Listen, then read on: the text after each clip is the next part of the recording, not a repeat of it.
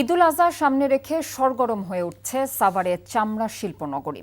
এবার 1 কোটির বেশি চামড়া সংগ্রহের লক্ষ্যমাত্রা নির্ধারণ করা হয়েছে।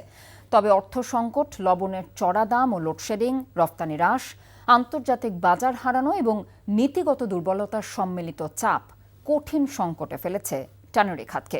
জাহিদুর রহমানের রিপোর্ট। রপ্তানিতে ধস, ক্রমাগত আন্তর্জাতিক বাজার হারিয়ে সম্ভাবনাময় চামড়া শিল্পনগরী এখন অস্তিত্ব রক্ষার লড়াইয়ে। শিল্পনগরীর কেন্দ্রীয় বর্জ্য শোধনাগারের কার্যকারিতা নিয়ে নানা সংকটের পাশাপাশি বেশিরভাগ ট্যানারির নিজস্ব ইটিপি না থাকায় আন্তর্জাতিক পরিবেশ মান অর্জন রক্ষায় ব্যর্থতা গোটা খাতকেই করে তুলেছে বিপন্ন। এর মধ্যে লোডশেডিং ও লবণের দাম বৃদ্ধি পরিস্থিতিকে আরও নাজুক করে তুলেছে।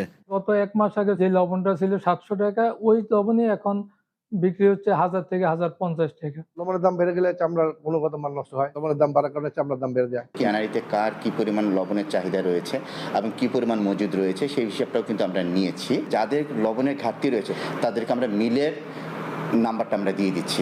তৈরি পোশাকের পর দেশের দ্বিতীয় বৃহত্তম রপ্তানি খাত হিসেবে পরিচিত চামড়া শিল্প নানা সংকটে ধুঁকতে থাকা এই শিল্পের আন্তর্জাতিক বাজারে অংশীদারিত্ব এখনও 1% নিচে, যার অন্যতম কারণ কেন্দ্রীয় বর্জ্য শোধনাগার ব্যবস্থাপনা।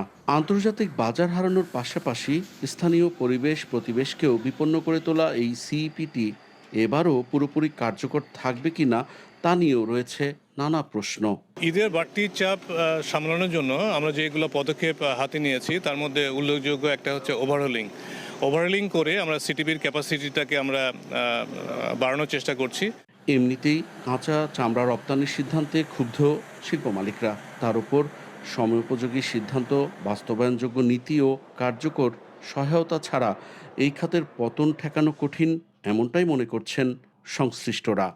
Zahidur Rahman, NTV news, Savar, Dhaka. এই ঈদে জামা জুতো অ্যাক্সেসরিজের ডিসকাউন্ট।